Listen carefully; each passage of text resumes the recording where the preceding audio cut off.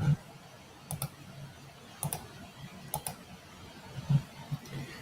everybody, it's Friday apparently because I'm sitting here talking to you. It's the 15th of July, 2022. Again, if you're still writing 2021, go see a doctor. And thanks for showing up today. This is called an AMA. That means ask me anything. You ask, I answer. Seems pretty simplistic. Usually we knock it out of the park. Sometimes we don't. Let's see what happens this week. If you notice, I got some lighting going on and stuff. I don't know. I came back from a trip and I had lights in my room and all kinds of weird stuff. Also have a Back to the Future hoverboard and a Ghostbusters Slimer guy behind me. Ask me why, don't know.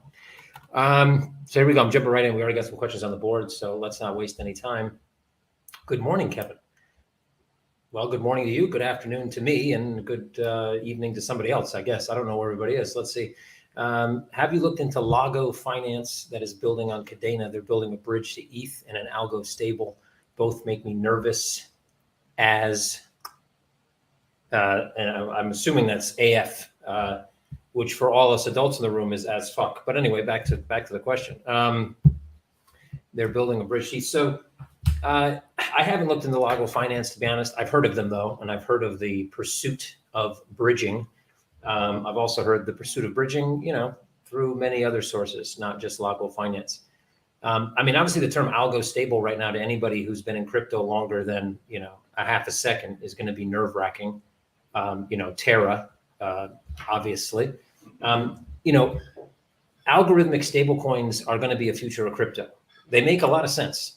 It doesn't make much sense to have centralized power over a stablecoin in a mostly decentralized market. So algorithm stablecoins, well, thumbs up in principle. I could also tell you, democracy, thumbs up in principle. In practice, kind of shitty. Communism, thumbs up in principle. Marxism, thumbs up in principle. All sounds amazing.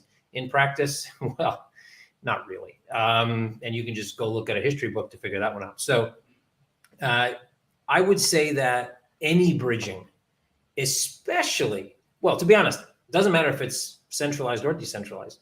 Decentralized bridging needs to be looked at with a fine-tooth comb because, well, no one's really done it all that successfully.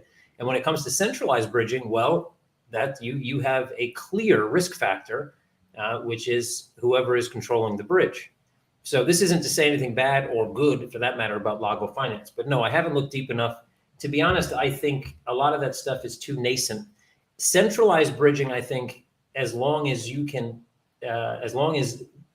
can trust the way that centralized entity is being run, which I know is hard to do in this day, time, and in this world, to me right now is probably still safer than most decentralized bridges, simply because I haven't really seen one scale. I haven't really seen one work, period, but I haven't really seen one work and scale and not have any issues that probably could have been overcome pretty simply by a centralized bridge.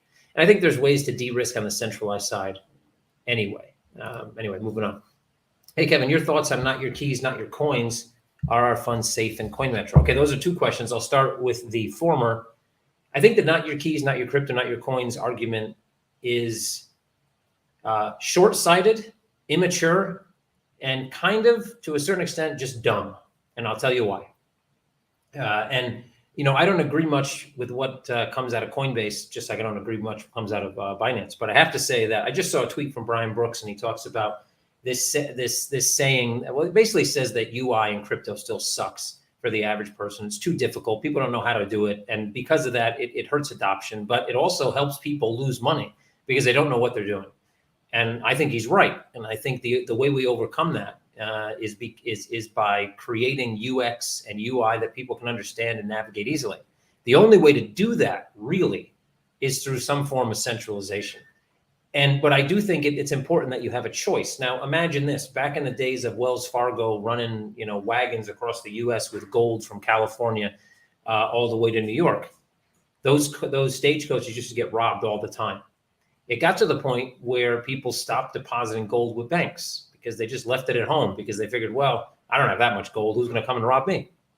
See, but back then they didn't have fish. There was no such thing as a phishing attack. I guess somebody could have put a fishing line through your window and try to steal the gold under your bed. Maybe they called that a phishing attack. I don't know. I wasn't alive in 1822. I'm kind of happy I wasn't.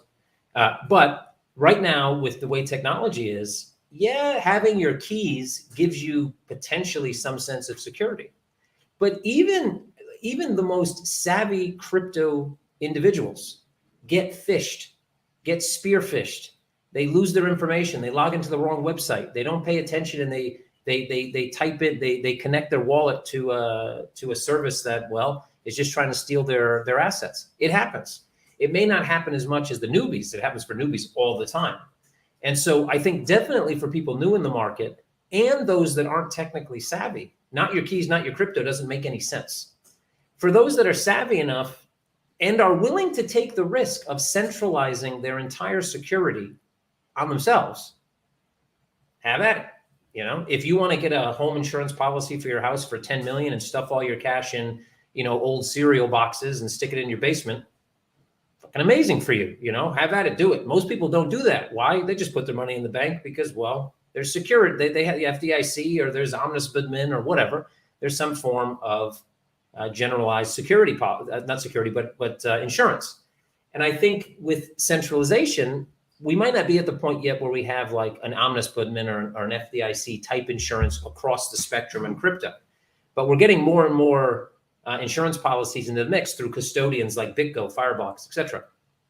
And so you probably can't spend as much on security as a well-run exchange can. Now, your second part of that question is, are our funds safe on Coinmetro? That's the real question. That's the real question you want to ask to any platform. Are my funds safe here, there, or everywhere? And there's lots of ways. If you've ever had a company and had to do a risk assessment, you can already envision all the different ways that risk can attach to a company. And if you're thinking from the outside, meaning you're a client of a bank, an exchange, and a brokerage, whatever, what are the ways? What type of risk can affect me as a client? There's a lot of different ways. We've just seen probably some of the risk that most people don't think of materialize in crypto. Celsius, for example. Everybody now assumes, I don't know, so like Alex Machensky was buying Lambos and, I don't know, hookers and blow. I don't know, but I don't know what they assume. I'm not saying he was doing that. I don't think he was, but I'm sure somebody out there assumes it because somehow there's no money. But really what happened is simply they were over leveraged. They were attempting to provide a service and became over leveraged and had money sat with other custodians and other funds like Three Arrows and other things that went under after the Terra debacle. And you can even add Terra in there. All that counterparty risk becomes a problem. So, and it might be almost impossible for you as an outside client to understand counterparty risk inside of a company you want to do business with. That's why we do things like this. So all companies have counterparty risk. So do we. You have to mitigate that risk. You have reputational risk. You have all kinds of risks that potentially could damage the business, which could potentially damage the business's ability to give you access to your money. So when it comes to Coinmetro, we went through, trials and tribulations over the first couple of years of our life as a company, which made us focus a lot on security and revamped almost the entirety of the way we do things. I would say at this point, in terms of just the security side, the cybersecurity side, the ability for someone to gain access to our systems and steal money from us is very limited. I say very limited and not, foolproof, because nothing's foolproof, but I would say it's very limited. It would take a lot of different things to happen for that to take place. Not only that, we are a licensed, centralized exchange. If we want to keep it in business and something happens, it's kind of on our shoulders to make sure we recoup funds for clients, whether that's through treasury, whether we do a fundraising round to do it, or whether it comes from profits. If we want to remain in business, we have to. Now, if you get spearphished on Uniswap, for example, with your own keys, and you lose money, you're never going to get that money back. No one's going to step up and say, Uniswap's not going to step up and go, you know what, Robin? That was terrible what happened to you last Friday. And, here's your 2 ETH back. That's never going to happen. But I'm not saying that will happen every time in every centralized exchange. But a centralized exchange that wants to stay in business and keep up their reputation and be able to continue to operate and maintain their licensing is going to do everything they can to make sure that if it's their fault you lost money, i.e. someone gets into a master wallet and a hot wallet and steals funds, that they're going to get those funds back, either really literally getting them back by working with other exchanges, or they're simply going to find a way to pay you back. And we've done that in the past, actually. So October 2 years ago, we had an issue. Everybody got paid back. So historically, both of those had lazy exploits. Okay, so moving on. I know it is the question lately, but when liquidity and buy-side pressure in the XCM books, it's been a month sitting at the floor. I'd buy more if I knew I'd be able to sell it if I was forced to. Okay, first lesson of investing, Violet Mouse. That last sentence kind of scares me for you, not for anybody else, for me. I'm going to repeat it so that people that are listening or watching can hone in. I'm going to repeat it. Here we go. I'd buy more if I knew I'd be able to sell it if I was forced to. So what that tells me is one thing. I could be wrong, but what that tells me, what my trained ear and eye pick up, is that you'd be investing money you can't afford to lose. Don't ever, in any investment, even real estate, don't ever put money into something you can't afford to lose. Because when it happens, because in life it will happen, it's going to cause a ripple effect that you may potentially not recover from. And so let's move that sentence out of the way and focus on the first question, which I think other people are going to ask as well. So when we decided to move that floor, we moved that floor for a variety of reasons. I'm not going to get into that right now because that's not part of the question. But the floor was moved. I think still in hindsight, it was a great move. Why? Because subsequently the whole market went to shit. And while we can, and I'm speculating here as well, there's been lots of speculation in Telegram and probably in Discord as well about what would have happened if the floor hadn't been there. Well, we had a floor at 12 cents. My assumption is we would be at 12 cents in the same situation. I don't agree with some people that say that there's not a lot of buying, because there is buying. There isn't a lot of buying at 60 cents because people don't think XCM is worth 60 cents. I don't think there's a lot of buying at 60 cents because simply the entirety of the crypto market has fallen off a cliff, including pricing, including sentiment, including new funds. Basically, every crypto exchange right now has net outflows instead of net inflows. And I can't speak for all crypto exchanges on the net inflows, but generally speaking, for the last 2 years or so, net inflows have always been positive rather than net outflows being negative, meaning more money flows out than in right now versus previously more money flowing in and out. Your second question may be, and this is a little bit off topic on this question, but so what? So what if more deposits come in or more withdrawals go out than deposits come in? Well, imagine that when you run a financial business, you have money in lots of different places. And if you're not able to effectively move funds around, you can fall into similar situations that happen with our friends at Celsius that I already mentioned. You need to be able to move liquidity around. If that becomes an issue, well, it becomes a broader issue. So anyway, so I think in hindsight, it was still a good move. The estimation was it would take weeks. Now, I don't even like saying that because it's kind of like someone telling you, if someone says, look, how long do you expect this fix to take? Or how long do you expect? And you say minutes, seconds, nanoseconds. It doesn't really matter what you say.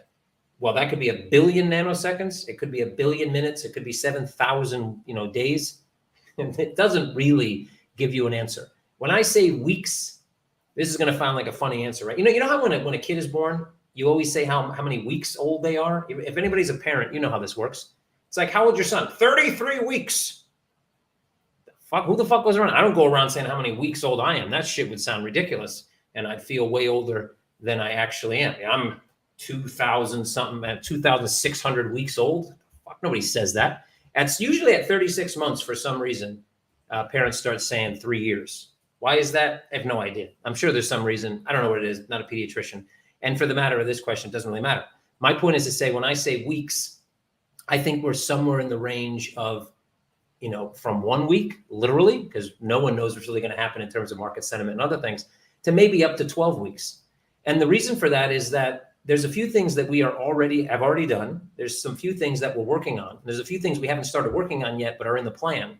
Some of those involve tokenomics. Some of those involve market making. Some of those involve bringing in some more of our investors to actually not necessarily market make, but build liquidity in the spot book.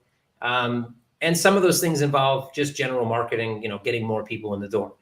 And that's part and parcel to XCM, but that's still kind of part of this whole equation. So I would say if, and not just for XCM, again, if you're going to make an investment in something and you think there's a possibility you may need the money you're investing within 1 year to 3 years, do not invest it.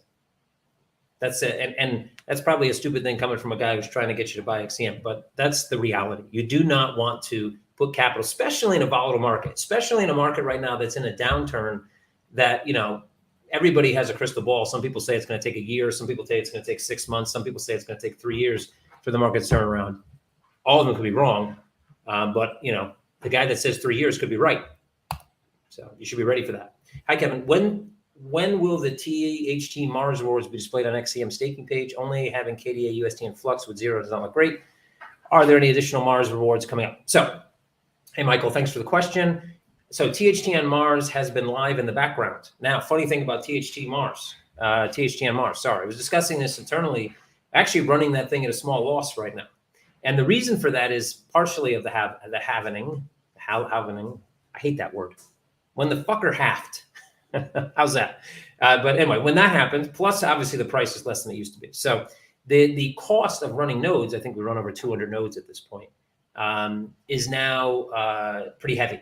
So we're in the process now of going through, and I think in the next 48 hours, basically redeploying nodes so that they are less costly to us. And we have a few other tweaks we're going to do. But I do expect that you're going to see THT on Mars very soon. Literally, if you don't see it before the week is up, you're going to see it next week. It may be a very low number. It may even start at zero. But we will quickly do what we need to do, and then over time do a bit more so that we can make sure that we can give back to Mars. When it comes to other things, KDA obviously, as far as I'm aware, has ended. UST, well, that one needs to be scrubbed. It's already been scrubbed, and our release candidate just hasn't been done yet on the front end. Flux as well. I think that we potentially might be able to do a bit of revamp there and be able to give back a little bit more on Mars. Again, that one's definitely running at close to, if not a loss as well, simply because of the market in general. We're not going to stop it because we want to continue supporting those projects, but we can't give out money we don't have. And yes, the goal is to get every asset that we get staked on Mars, and the goal is to have every asset have or I shouldn't even say staked. We want to have a passive income stream for every asset, whether that's staking or something else. And every one of those we want tied to Mars. So yeah, the start of Mars looked great, and then to no fault of Coinmetro's, just the market in general didn't look so great. Right now, it looks like it's not much of an added benefit, but over time, I guarantee you, it will become one of the biggest added benefits in our ecosystem. With all those big lending services like Celsius going bankrupt, will CM ever offer lending? Or is there a safer way to do this that would allow CM to protect itself and its clients? There are safe ways to do lending. It's called don't over leverage yourself. It's called don't just find a counterparty and they pay you and you pay your clients. The over leveraging was the problem. And it was mostly tied to Terra. So people were basically going in and using Anchor protocol and then basically getting funds lent to them based on the Anchor protocol and kind of almost staking twice and doing that for multiple counterparties. One of those dominoes falls and the whole thing crumbles. And that's basically what took down 3 Arrows, Terra, and that's what's going to eventually take down multiple other platforms. And some of those platforms may take time to fail. So they might not even be on the radar yet of failing, but they're going to fail because of the exposure. So there are ways to do it. We've talked about this a long time in Coinmetro. There is risk involved in lending, obviously, whether it's collateralized or not. There are always risks. We already have what you can consider to be some form of lending, at least on the Coinmetro side, and that's called our margin platform. It's not by law lending, but it's the same. If you think about it, it's the same type of mechanism. You get to trade more money than you have. Well, who's giving you that money? Well, us. You pay margin fees. At the end of the day, we always wanted to open that up to clients, meaning so clients could put up money and actually make some of that passive income. That's still a plan. And I think I'm not sure, to be honest, it's something that we're going to be able to accomplish before the end of this year. It's probably going to be somewhere towards middle to end of next year. But lending and borrowing, I think, I'm almost sure will be a thing. However, we won't do it over leveraged. We won't be trying to double up on people's money. Somebody asked me a question, I think in Telegram, saying like, oh, are you already staking all these other assets? And when are you going to, like, making an assumption that we were staking things without bringing clients into the mix. And, our MO here always is to try and find something that's mutually beneficial. That doesn't mean, I mean, the company makes money when you trade, and maybe that's not necessarily mutually beneficial. But when it comes to passive income, we aren't right now staking a bunch of stuff and not allowing our clients to do the same. That kind of goes against our whole mission, vision, and the purpose of us being here. It's about giving access to opportunities, not finding opportunities for ourselves. When will CM offer 156 leverage on microcaps? Never. Part of that mission, vision, and purpose is trying to protect our clients, trying to show them the way. 5x and 10x leverage is more than enough, especially in a volatile market. You know, I used to own an FX broker. We offered 100x leverage on most assets. At one point, we even offered up to 500x leverage on some assets.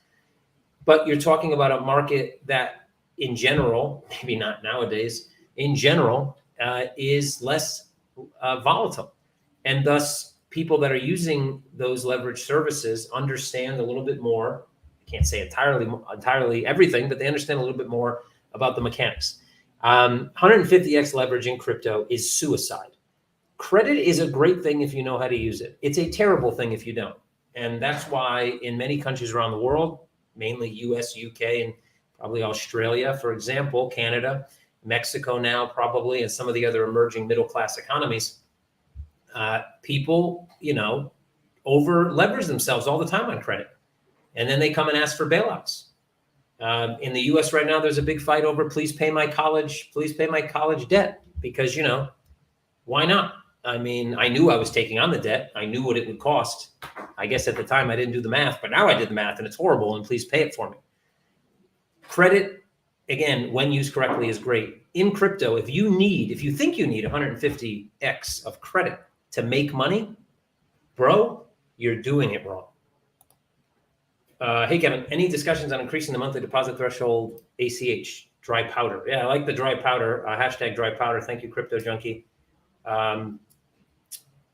We haven't talked about it. There's an issue with, the broader issue here is liquidity management. That's the broader issue. We've discussed this a bit, and without going into, I'm gonna paint a picture for you about something that happened that was ongoing here recently, that we've been monitoring. I'll just give you an example. We have more than one liquidity provider. Let's assume that you're trading some altcoin against some fiat currency at one liquidity provider we use, and then immediately taking that fiat that you get from that trade and you're trading it at another liquidity provider into another crypto. This means that we go into a deficit on both sides. One side is a deficit in fiat, the other side is a deficit in crypto. And depending on how you make the trade, we could go to a deficit in fiat on both sides. And yeah, well, that requires liquidity management. It means that we need to be able to move money fast in order to make sure that we can continue to offer that liquidity continues to be offered up in the book. Now imagine on ACH, for example, it used to take 10 days to clear. Now it takes 5 days to clear, 5 business days. So if you make a deposit today, let's say of 5K on ACH, we give it to you immediately and you buy some Bitcoin, and that hits a liquidity provider where we have to pay for that crypto in euro. Now we not only are carrying over the weekend the risk of the USD to euro change, and yes, we can hedge it, but hedging is expensive and hedging requires lots of liquidity. Imagine if you were hedged. Imagine if you had 100K hedge to the upside on euro at 114 in January. You know the amount of re-ups you were going to have to do there to be able to maintain that position, and what the cost was going to be and what the liquidity squeeze that would cause. So there's a lot of things that come into account. Now imagine it's not just you, but it's 1,000 clients today, put 5,000 in through ACH, all doing the same thing. We then have an over the weekend FX issue where we're exposed to euro USD. And we also obviously have a potential liquidity issue where we have a short amount of, let's say, hot wallet cash for withdrawals. So that's why there are those limits in place. Now you can request directly to support to raise your limit. I forget what our current policy is. I think it's something like 3 cleared or 5 cleared ACHs within the last X amount of time.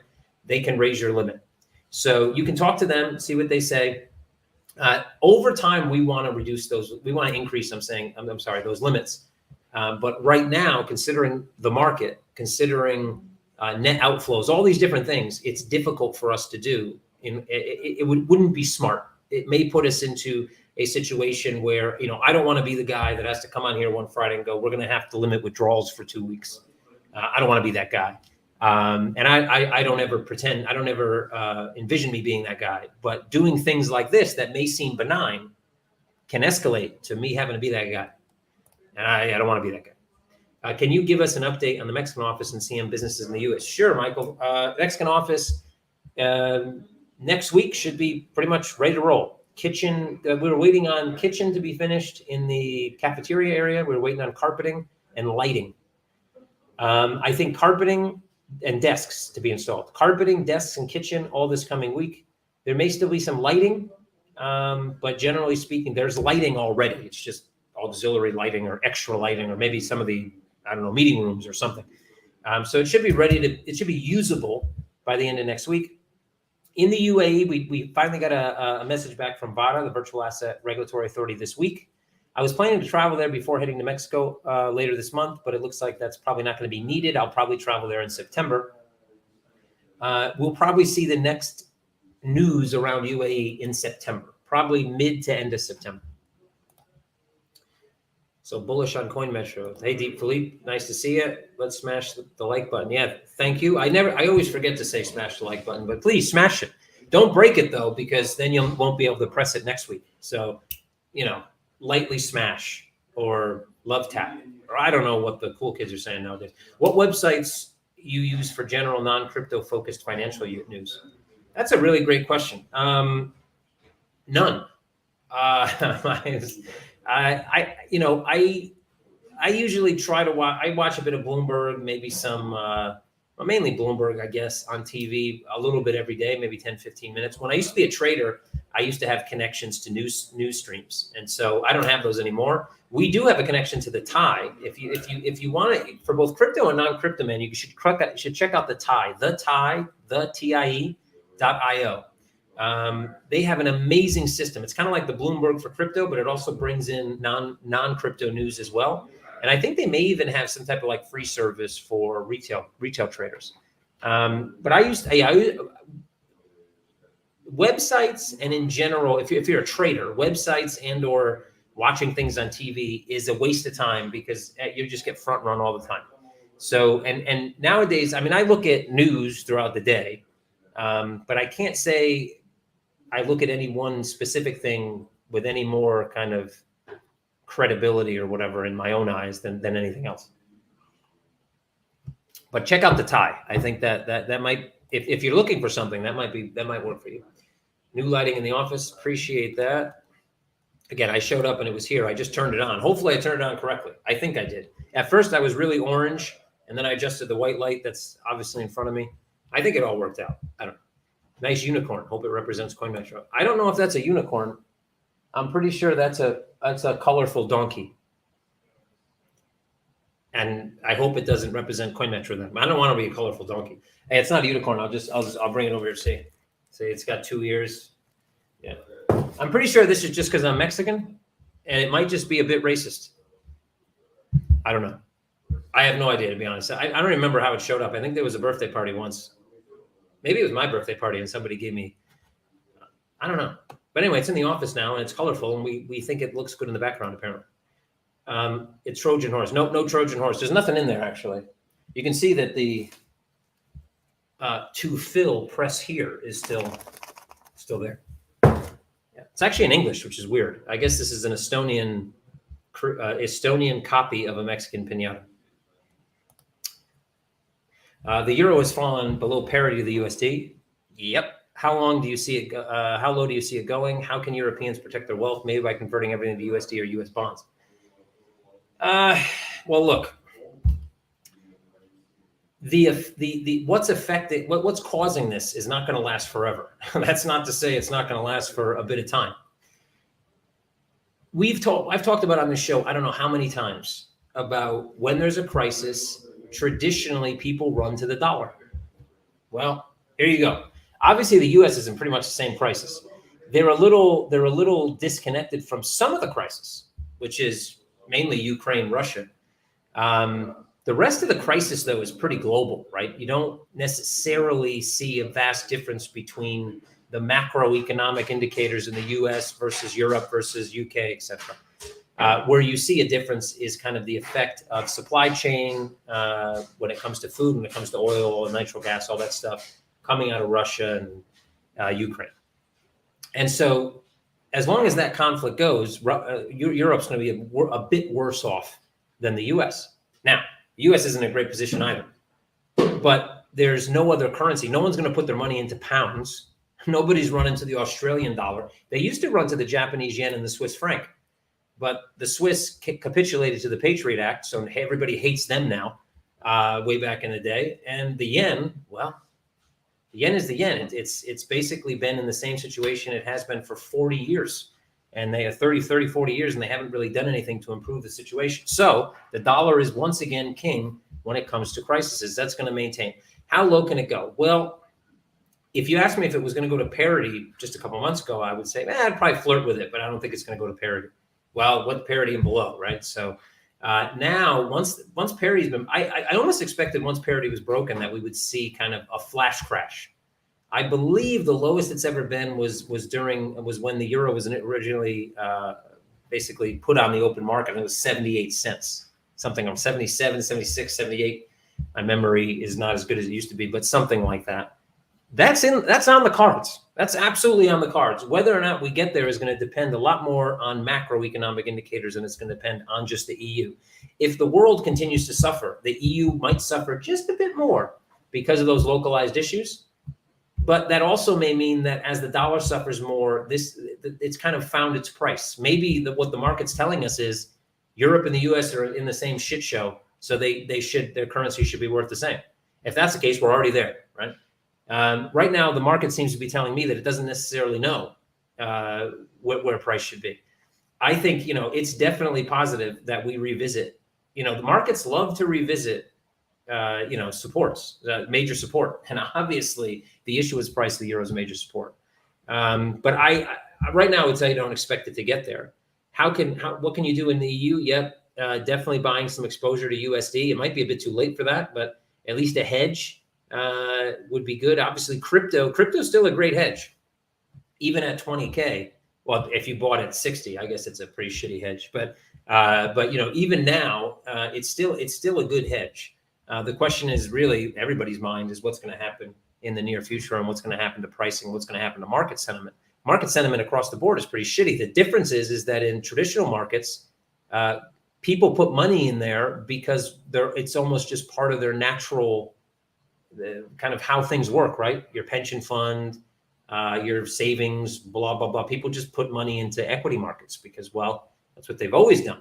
Not necessarily because it makes sense. And that somewhat stabilizes. Plus, governments were printing money for a long time and throwing it in equity markets.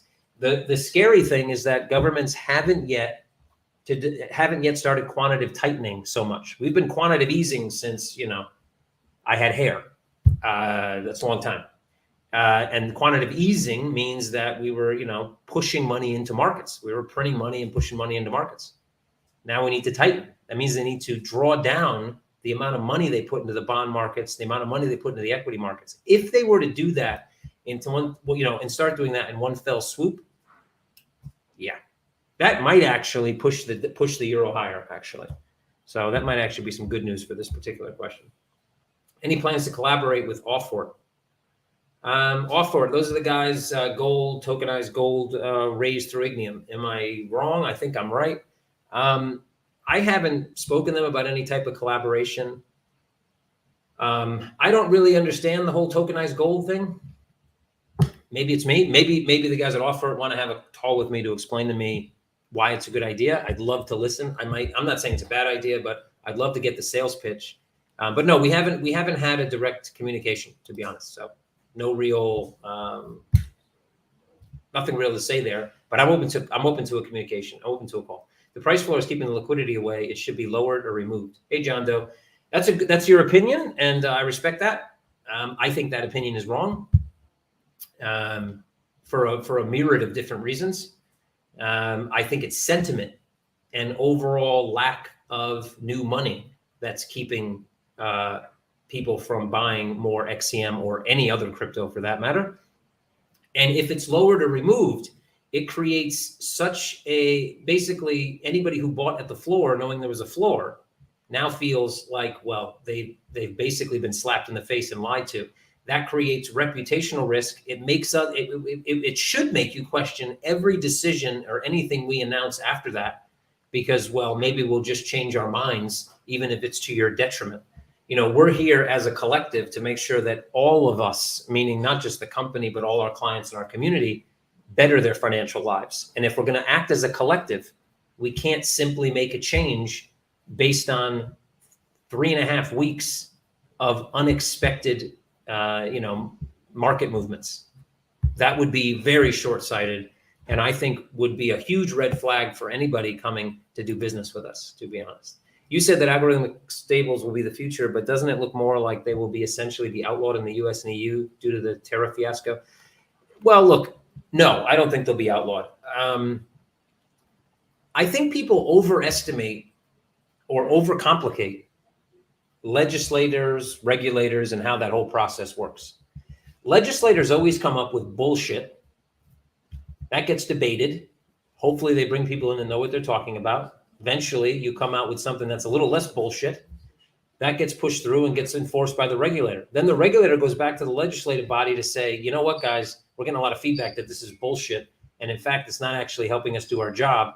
And, over the course of years, things change. Now, that whole process is starting to speed up more and more because technology now moves so much faster. When I'm talking about fintech in general, moves so much faster than the regulatory and legislative bodies can move. So I do not think algorithmic stablecoins will be outlawed.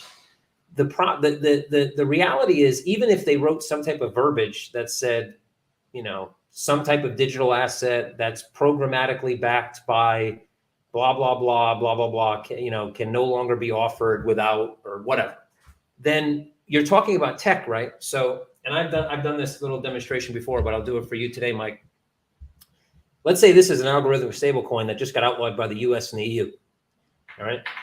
Oh, now I need another. Okay, now let's say this purple pen is the developer that just found out from his his CTO that their programmatic stablecoin just got outlawed. So he's kind of pissed off, jumping around. He goes back to the drawing board and he does this. And now it's no longer outlawed because the law is never specific enough. And they do that on purpose, because if it's a very specific law, then it's really easy to just do something that completely falls outside the realm. But by them making it vague, while it gives them the chance to argue that this is still a programmatic stablecoin, it gives the company the ability to say, no, it's not. And then it's just based on interpretation. And then you wait for legal precedent. And at least in the US, it's legal precedent that drives the legislation, the legislative body. Meaning, if a judge comes back and says, this is a programmatic stablecoin still, then our little dude comes back and goes, beep, beep, beep, beep, and now it's this. And now we need some more judicial precedent because this isn't necessarily that. So I hope you weren't just listening to this on like a podcast, because that shit would have been extremely confusing. But hopefully you were actually looking at the video. But I don't think they'll be outlawed. Even if they are, it has to be if the future we're talking about is anywhere, shape, or form, either hybrid or otherwise, decentralized entirely, which I doubt, or a hybrid of decentralized services plus centralized services. How do you operate a truly decentralized hybrid without having some option for decentralized movement of programmatic money? It doesn't make any sense. And while it probably doesn't make sense in its entirety to most legislators and regulators around the world, I'm telling you, to the industry, at the end of the day, the market moves because market participants tell them what they want from the market. And there is clear sentiment that the market wants decentralized programmatic money. That's clear. And so somebody will deliver it. And regardless of what the law says, somebody's going to deliver it and figure out a way to deliver it, for sure. If there's enough incentive to deliver it, I should say. I mean, obviously, if they're doing this for free, then forget it. Hey, Kevin, love you. Well, thank you, Pete. I would say I love you too, but I'm not sure what that would entail. Why should I be bullish on Coinmetro? When I look at the XCM book, exchange volume, public Coinmetro awareness, I'm not so stoked. What is your special sauce for Coinmetro to make it? Awesome question, Pete. I'm glad you said love you before that, because it's kind of like you said you love me, then you kind of punched me in the face. But at least you said you love me first, so I feel a little less terrible about that. Anyway, great question. So, I would say we are still I'd say we're in a growth phase, right? I don't think we're necessarily a startup still. We built a lot of really cool stuff. We built a really great team. We're getting close to about 100 employees now. We're still small compared to some of our competitors, but we're doing things the right way. And that doesn't mean we don't make mistakes, but we are on a track, I believe, that doesn't mean none of our competitors are on, but some of the heavyweights in the industry are definitely not on the same track, or they're pretending they are. So yes, XCM book, our own token. Yep, we did something. I think if you zoom out and think about the context of why the book looks like that. One, market sentiment. Okay, we already talked about that a million times. Price floor, something unique to the industry. I'm not seeing anybody else do this. We did that to protect our investors and make sure that while liquidity we even mentioned that the risk to doing this was a thin liquidity book for some time. But that risk versus everybody losing a majority of their portfolio value and then having to build up that portfolio value in a potential long bear market. And we went with the former of placing that price floor. And we did that obviously before the market sentiment did what it did. So XCM book will be rebuilt. That's it. There's a lot of people thinking about what ways to get this done. There's a lot of things that we've already done. There's more things that are coming. It will happen. Whether it happens tomorrow, in 1 week, 6 weeks, 12 weeks, or it takes a year, it's going to happen. None of us wanted to take a year. None of us wanted to take 2 years. None of us even wanted probably to take a week. But we have no control over how long it takes. But what we do have control over is how much attention we pay to it. And we're paying a lot of attention to it. Public CM awareness. Yeah, we've really almost never done any full-scale marketing. That is now changing. I think we have 3 agencies. I've said that a lot of times. If you've been in with Coinmetro for more than a minute, you've probably heard me say almost that exact same thing. And I'm aware of that, right? Because what you'll find from this show is that it's very transparent, almost to its detriment. Let me explain why. Let me take a sip of tea because I've been talking too much. When I say that it's transparent to its detriment, this to me is like me sitting in front of my team.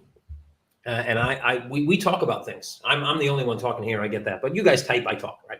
So we talk about things and I give you exactly what's on our mind right now. It's kind of like you're sitting in the same room with us. And at any company, I don't care what company it is, Google, Microsoft, whatever. When you're sitting in the room, you're going to get things like, so you think we can get this done by next Tuesday? Well, what if we did this? Oh, that makes a lot of sense. Maybe Wednesday then? Well, what about Thursday? And it's going to take time before whatever you're trying to do is done. And then you may make some public release and whatever, once everything's fine-tuned. But for me, you're sitting in that room. So you're getting all this information. Sometimes this information, it doesn't happen. Sometimes things change. Sometimes things pivot. But it's part of being ultra transparent. You guys are kind of with us along the way. Some people appreciate that. Some people don't. But that's the MO, right? That's how we operate. So Mark, we've had one of the things historically we've never done enough of, and when we tried to do it, we didn't have the right team to succeed, is marketing. And everything else, we've kind of fallen on our face a few times and back in the day with product, with compliance, with financial operations, with leadership. We've fallen on our face in every department more than once.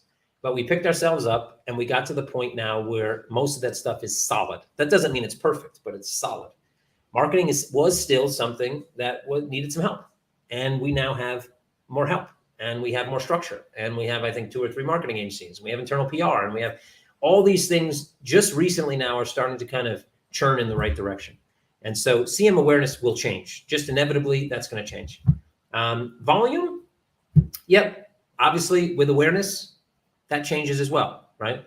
We still have very good numbers when it comes to lifetime value of clients. Our clients do make us more money on average than clients of almost any other retail financial business, whether it's FX, whether it's crypto, etc. We do very well there. We know how to retain clients. We know how to give clients what they need so that they can continue to move forward. We've minted a lot of millionaires at Coinmetro, whether they be XCM millionaires, which maybe right now might be more on paper than anything else because they can't sell as much as they would like. But we've minted a lot of millionaires in different assets. We've been the gem exchange for quite some time. Yes, we've done a lot more listings recently, but if you look back at historic listings, especially those that are outside of the majors, we have like a 100 batting average almost there because we're nitpicky. We try to find things that we think will do good for our community. We don't just list things because they want to pay us or donate money to us. So we operate very differently. And because of that, it may have taken us longer to catch fire, but we will. And when we do, that fire is going to last longer than the guys that kind of went out and did anything they could. We've seen every type of kind of business modus operandi in crypto. We've seen the guys that did nothing by the law as fast as they could, made a ton of money, and are now trying to pivot and make it seem like, compliance was their idea. That's a pretty risky way to do things, but there's definitely at least one major crypto exchange doing that. We've seen other crypto exchanges have almost all market share and are dwindled down to single digits. And there's some simple reasons for these things. And I think we focus on a lot of that stuff. Customer service, being transparent, making sure our pricing is very competitive, making sure that our products are what our people actually want, listening to our community. It's a much different ecosystem. It's a long answer, so I apologize for that. I got to move on, but hopefully that answers your question. What's up, Kev?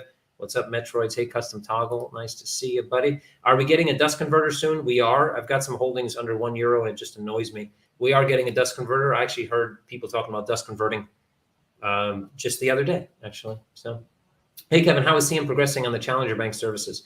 Well, there's been I would say that the progress there stopped for the last 2 or 3 weeks because we have some other things that came up out of the blue that we have to deal with.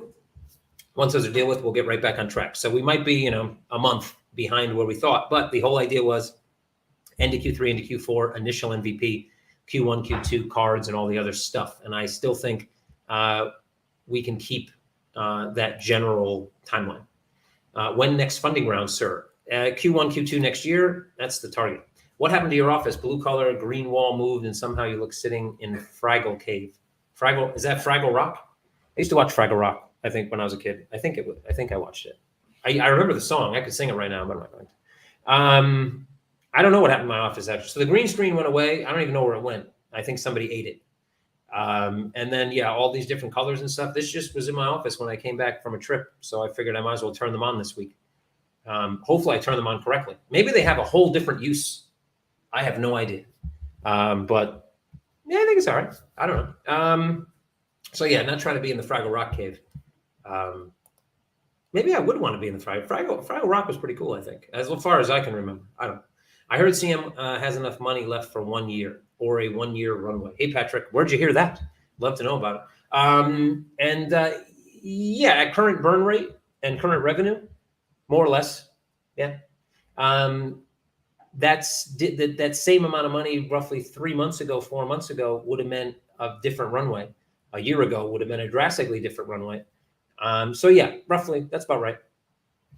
Yeah, more or less. But again, when in this type of growth stage of a business, you need enough money to get to the next point you can raise money. And 1 year from now puts us in almost Q4 of 2023.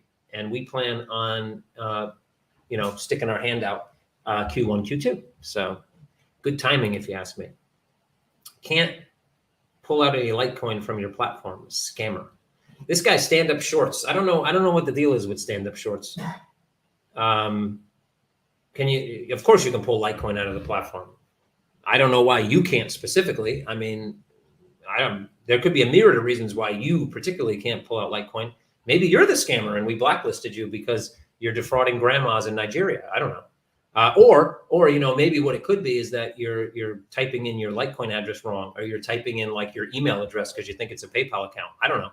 But guaranteed you can withdraw your Litecoin. So you should just get in touch with support. We have 24/7 support, best in the industry. I think I already mentioned that. And they'll sort you out. And then maybe you can be stand up long. That wasn't even a joke. That was like a dad joke, maybe, but it was horrible. I don't even know why that should be fun. How do you feel about Parsec at the moment? Their website looks kind of naked right now in anticipation for the Tsunami API. Well, the sentiment I feel for assets has nothing to do with their website. I haven't seen the Parsec website in like 3 years, and I see no reason why I should go to their website because, yeah. So for me, nothing's changed. I think I still hold Parsec, still haven't sold any Parsec, have something like 500,000 Parsec or something. And I'll continue to hold them because I believe not only in the product, but the team. And I still believe that regardless of competition that may exist, they have a service and are continuing to build different services that are going to be required and used by a vast percentage of businesses that are using blockchain and or crypto for different reasons inside their organizations. Hey, Kevin, going to be blunt today. Hope you understand and take it from a place of care, love, not hate. Okay, let's see what you got. How long would CM be willing to tolerate 2 million of sell pressure? Not a pretty view for new users. Is having an external MM provide liquidity still planned? When? What scenario does the floor lowering happen? Where does buying pressure on exchange tokens during a period of, is that mute? I don't know what that's supposed to be. Word come from. BNB has demand from BSC. It didn't pump just because Binance is popular, yet it's still down 70% like others. Okay, I think that's the end of the, okay, so I'm not gonna make any comparisons to Binance because in my mind, most of the stuff Binance does is manipulated and absolute bullshit. So I don't agree that demand comes from BSC at all. I think demand comes from manipulation. So let's remove that from the comment because I can't, and that's speculation on my part, just like it's speculation on yours. I don't know who's right. Doesn't really matter for the context of these questions. The whole market is down, absolutely. And as you can see, there's somebody else that commented, oh, if there wasn't a floor, I would be buying now because it's cheaper. Well, obviously, BNB's down 70%, so I don't see a ton of people buying that either because it's cheaper. That's a fallacy. That's a fallacy created by this idea that people buy assets when they're cheap. We know that's not the case. Anybody seen that meme of Bitcoin at 60K, long line, Bitcoin at 10K, no line? Yeah. So the price is not the issue. Now, let's go back to the first part of your questions, the first parts of your questions, because I think they're more interesting. What scenario does the floor lowering happen? At this point, I don't think any scenario denotes us removing that floor unless the company ceases to exist. I think that's literally or we are told to do so by some external source that we have to listen to. You can imagine who that potentially could be. Other than that, I don't see a scenario. The reason why I've already explained in that people have bought at that floor. Actually, there's been a lot of people buying around that floor price, actually. Millions of euros were spent on that floor price. What we'd be telling to those people is next time we make a promise, don't bother, listening to us because we'll probably just make a change when we get a bit of pressure from our community, for example. And so I don't see necessarily a scenario where that happens. So we'll start there.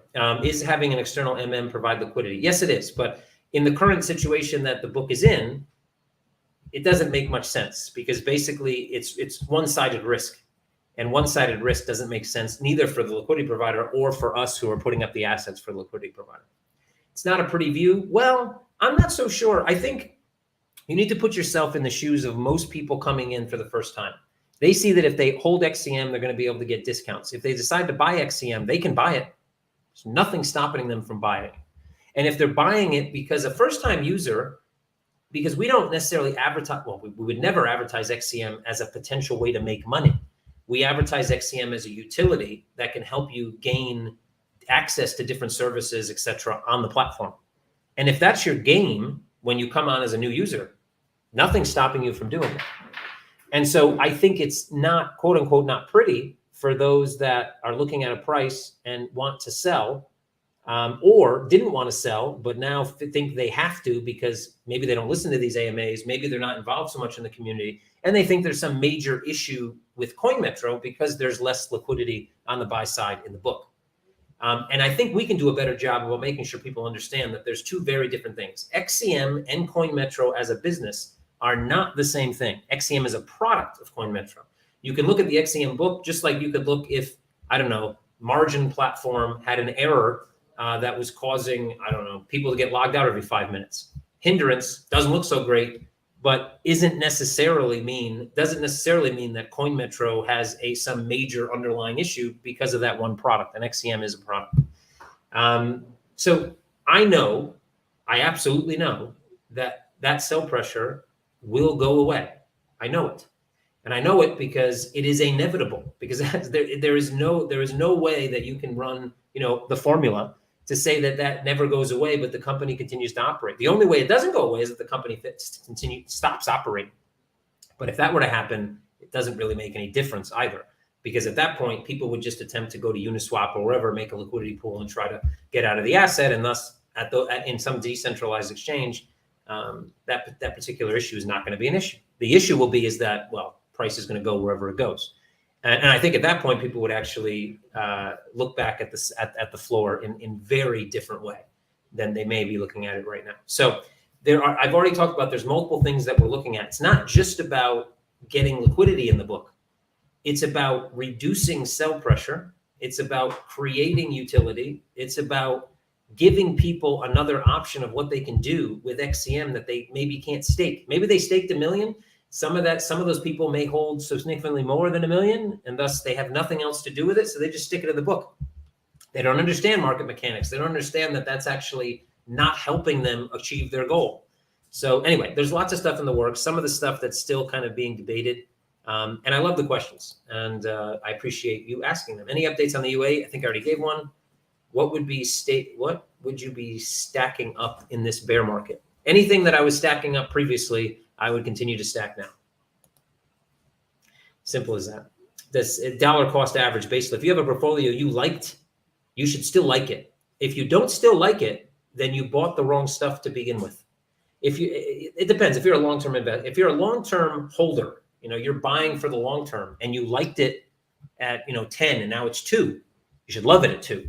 If you hate it at 2 and you want to sell it, then you never should have bought it at 10. You need to adjust the way that you put things, you select things for your portfolio at that point.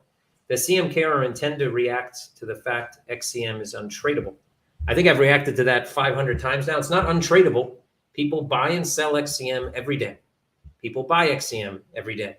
And when people buy, somebody's selling. So it's absolutely not untradeable. It is illiquid on the sell side to a certain extent, because it's not fully illiquid, but it's definitely not untradeable. Mobile app is progressing faster and better than any time in the past. Whom are the devs working on it? Inside and outside CM people? Both inside and outside. What is your opinion on ESG in investing? Sri Lanka just had its governments overthrown because they pushed so hard for ESG by banning synthetic fertilizers that people no longer had anything to eat. I don't know if I want to go down the path of talking about this, because it gets into my personal opinions about a lot of things that happen in the world, like global warming and ESG. And I would say that listening to a autistic 12-year-old girl about setting global policy on how we deal with energy consumption was probably a fucking mistake. I'll leave it at that. Does CM have commitments for new investments from the earlier investors? Specific commitments, no, but a commitment to continually support Coinmetro, absolutely. How far do you think interest could go up in the Eurozone? Well, I think no matter how high they push interest, it's not going to make it. They're definitely not going to be able to match inflation. And so I think they understand that. So I think they're going to try a shock and awe, just like we hear that the next basis point rise in the US may be upwards of 1%. Canada just did 1%, 100 basis points. I think all major countries are going to try a shock and awe type, like, oh, these guys are really trying to do something. And major media will say, the ECB has really put, a lot of weight behind this next move. They really want to get inflation down. What they're actually trying to tell you is the ECB has no fucking idea what they should be doing. So they're going to try and make you think they're doing something, but they can't raise too much because that'll kill the economy in the exact opposite way that inflation is killing it now. So I think you're going to see some shock and awe. 1 to maybe even 2.5 basis points over the next 6 to 12 months between all major economies. Then they're going to get to a point where they can't continue to raise because it's going to reduce the amount of people buying new cars, new houses, et cetera. That's going to start to cater consumer sentiment even more than inflation in certain ways. And then they're going to be stuck in a place where they can't do anything. They can't lower or raise without affecting one side of the problem, and because they have a two-sided problem. So I wouldn't want to be sitting at a central bank right now, to be honest, because generally speaking, they can't do much regardless. It's kind of it's almost like throwing a bucket of water on a forest fire. And then the forest fire eventually goes out because it gets windy. But then you're like, haha, our bucket of water put out the forest fire. Not really, but they take credit for it anyway. So yeah, it's a messy situation. They have multiple problems that raising or lowering interest rates is not entirely going to solve. Why did PRQ pump? I assume because someone bought it. Bear market over? No. Probably not. Again, I wouldn't say it's a bear market, but I wouldn't expect higher highs in the near future. I also wouldn't expect any major move to the upside either. I do expect a major range, though. I've been predicting a major range to the end of the year for some time now. We see that range. We see where that range is. What is that? 17,000 upwards to maybe 23, 24, 25,000 on Bitcoin, something like that. It's a big range, but it's a range. Can you elaborate your association with Prime Trust and how it's going to affect users on Coinmetro? Prime Trust is just a service provider for us. They provide ACH services and domestic wire solutions for our clients. I'm not sure what you mean by affect and exactly what you're referring to, so you'd have to be a bit more specific. I know some users, when you open an account with us and deposit USD by ACH, you're actually also opening an account with Prime Trust. You have a custodial account with Prime Trust. Your money sits in your account until you spend it on Coinmetro. We have no access to it until you actually do a transaction through our platform. So you may get emails direct from Prime Trust about certain issues that are not connected to Coinmetro. I think I'm already over an hour, but I'll take two more questions. Hey, what's your opinion on CBDCs and what are the implications that they have on the crypto sphere? Central bank issued digital currencies are inevitable because in the beginning, central banks didn't understand enough about what digital currency could do for them and what they liked about it. So they said it was all bad.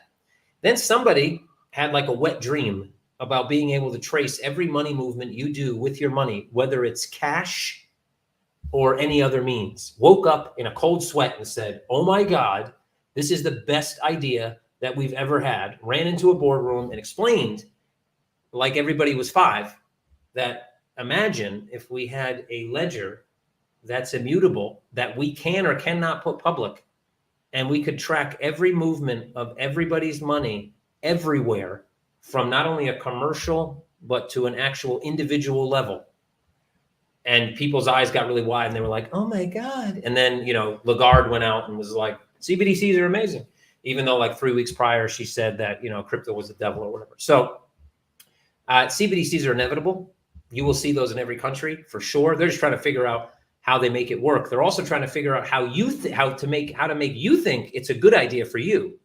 And at the same time, get all the benefits that they want, which is basically complete authoritarian view of everything you do on a financial level.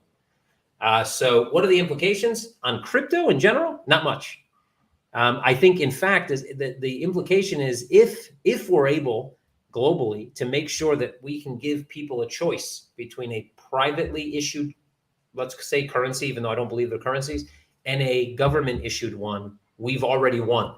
People can then make a choice. You want to use a CBDC issued by the US government or the ECB or the UK government, Bank of England, or do you want to use, USDC, which is backed by the same basic methodology, but there's a middleman in the middle, and that's, Coinbase. And then you also have the choice, or Circle. And then you also have the choice of, well, maybe not that, but I just want to use Bitcoin, completely decentralized.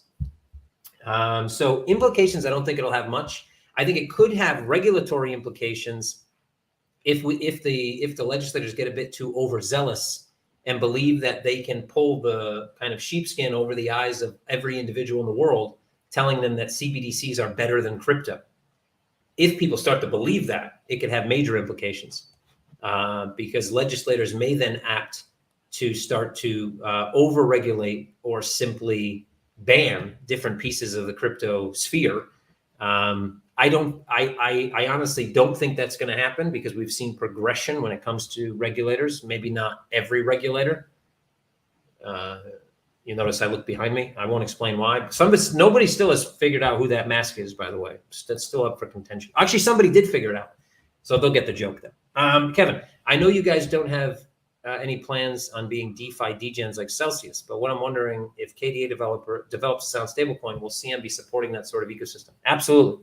Yeah, we're not going to go full, let's over leverage our client money to try and make more money. That's for sure. But our vision, I think our Coinmetro's vision for the future is hybrid. It's not about centralized versus decentralized. It's about a hybrid of both. There are benefits to both. There are pros and cons to both. And hybrid, honestly, is the future. So yes, to answer your questions, absolutely. I think that's as far as I can go. We're about an hour and 4 minutes in here, and I have to go because unfortunately I have work to do. And some of that ties into, you know, the XCM book. So there should be some applause out there for me, you know, doing some work. Thank you everybody for being here. I really appreciate the questions. I like hard-hitting questions. The harder the question, the more I want to answer it. Not that I don't like answering, you know, the "Are you bald?" questions, because, you know, those are fun. But I do like hard-hitting questions. So if you want to come here and ask a question, there's nothing you can ask me that's going to make me upset or, you know, never want to answer a question from you again. So have at it, throw them at me, I'll answer them. You can tag me on Telegram at Kevin Murcko. You can tweet me at Kevin Murcko. That's KevinMurcko. I'm pretty much the same on all platforms. I think Instagram as well. Don't message me on Instagram. I don't use it. I haven't perfected my duck face yet, so I can't do selfies on Instagram. But the day that I do, watch out. And it filters and everything. Jesus, I don't know. I probably would never do that. But if I did, they'd be amazing, I think. So have a great weekend, everybody. Thanks for asking your questions. As I always say, spend time with friends and family. If you can't do it physically, do it virtually. If you do it physically, please don't put on 7 masks, because that's just embarrassing for the entire human race. You know, to be honest, don't even put on 1. But let's not go down that path. Again, I don't want to talk about my own opinions. But have fun. Don't look at crypto charts. Don't worry about the XCM book. It's an inevitability. We're going to get there. And we can do it with your support. If you have a ton of sell orders in the book right now, you might want to rethink leaving them there, because it's not necessarily going to help us to get in the direction we want to go. So, you know, have fun. Anyway, see you guys here next week. Thank you very much for the support. And yeah, happy Friday. Cheers.